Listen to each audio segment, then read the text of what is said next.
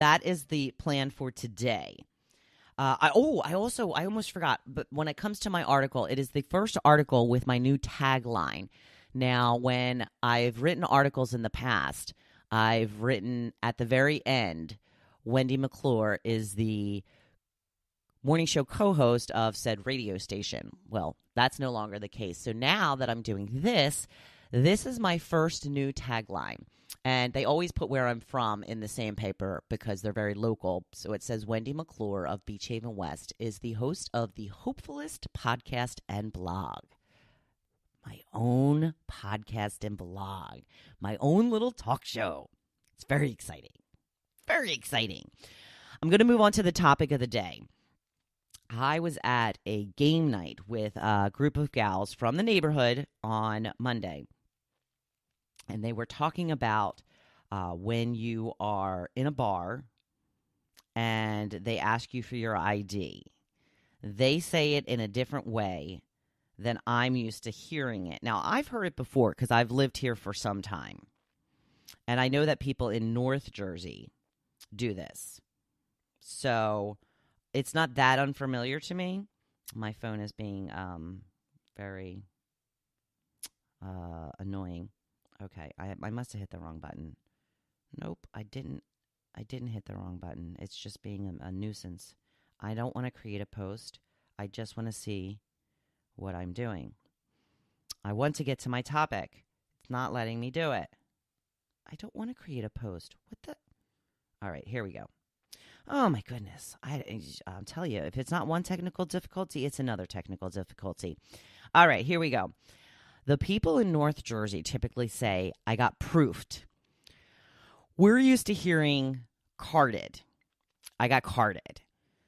For some reason, up north, they call it proofed. And I heard them use the term proofed, and I had brought that up while I was there with this group of friends. I said, we call it carded. And they're like, really? I never heard of that. And it's funny because I put this out as a question on my Facebook page on the Hopefulist yesterday, and almost nobody has heard of proofed on that commented anyway. A couple of the girls that were at this gathering had chimed in and said proofed. So I put a little laughy face just because I knew they were going to say it. But yeah, it's a regional thing, I suppose. I don't know why they started calling it proofed. It seems like everybody else that's I've talked to does say carded. Even my family out in Texas says that they get carded. My sister said she's never even heard of proofed. There's another thing, and I will talk about this later, long time from now when it gets colder. Another thing that people in North Jersey say that's different from us. Do you go sledding or sleigh riding? To me, sleigh riding is with a horse and a little, buggy or something. And sledding is when you jump on your sled. And nope, they call that sleigh riding or sleighing. So that's another topic I'll bring up at another time when it's weather appropriate. So some of the comments that I got about asking the question, do you get proofed or carded at a bar? Which terminology do you typically use? Megan wrote carded, but I haven't in a while. What the heck is proofed? Mandy says, it's carded, but I haven't been in a long time. I'm old now. You're not that old, Mandy. Tony says, I get carded.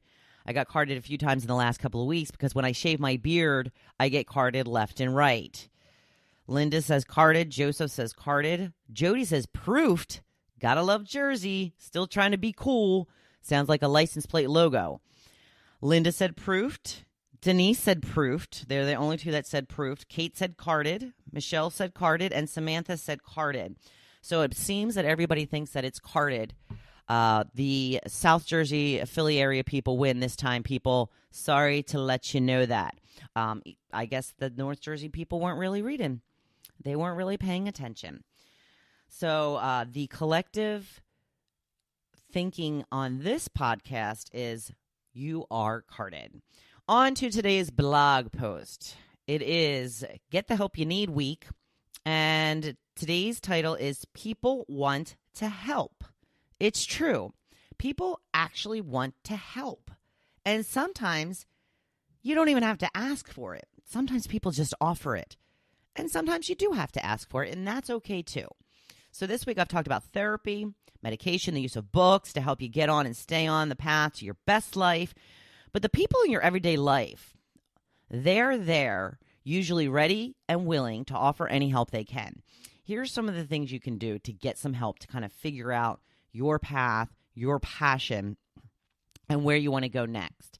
Ask your spouse, ask your family members what they think your strengths and weaknesses are. Now, you have to do this, open-hearted, open-minded. You can't be, if you're going to ask for weaknesses, then don't be offended because, some things you're just not good at. I'm terrible at office work. I'm terrible at technical stuff.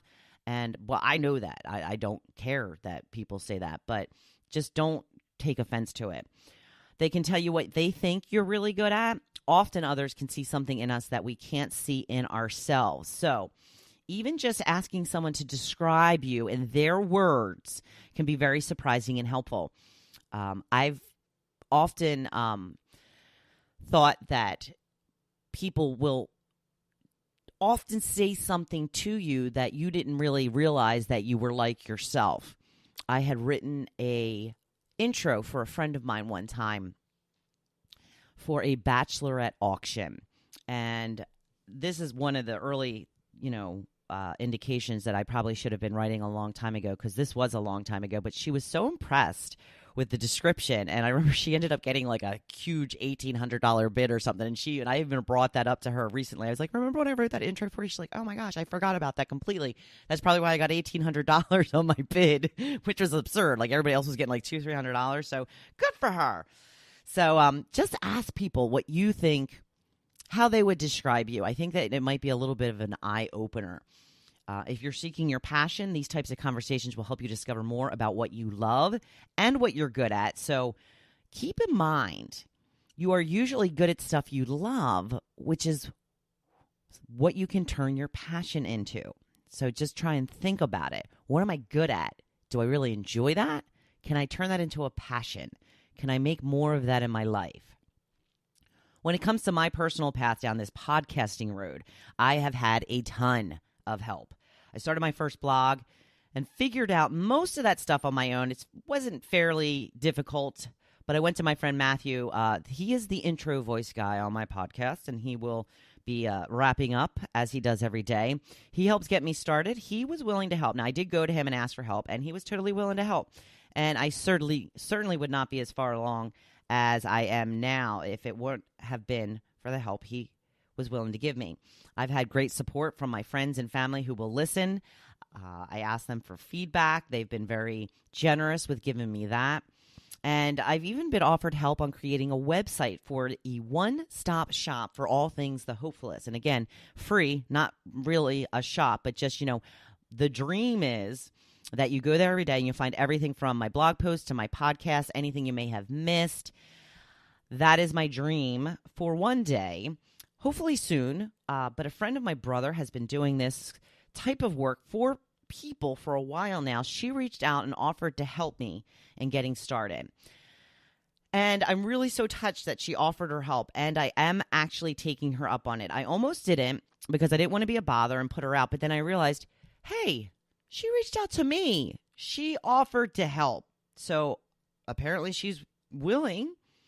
So she and I have had one conference call so far. I've yet to do what I'm supposed to do because, again, I'm intimidated to do these things I'm not familiar with. And it's just been a very busy week. I'm sorry, Anastasia. I do appreciate your help. I'm going to get to it. But the sooner I get to it, the sooner I'm going to have the website that I'm dreaming of. So I know I have to get to it. It's just been a whirlwind of a week. Today we're going to the Phillies game. We were supposed to paint yesterday. That didn't happen because we had so many other things going on. But anyway, I digress. Make sure that when you do get help, let people know how much it has helped you. Don't take anything or anyone for granted. It's not only polite to make sure they know how much you appreciate it, but ensures that they will help again. And people truly do want to help. So take them up on it. I hope that this has been very helpful with you figuring out what type of help you may need to get you going on the path you are seeking. But always remember, if you don't ask the question, the answer will always be no. So just ask. I think I'm going to take off from the podcast tomorrow. I'm sorry. I will do a blog post. I'm pretty sure I'm going to do a blog post. But I'm going to take Friday off, tomorrow off. We're going to the Phillies game. We're going to be, out of town for most of the day.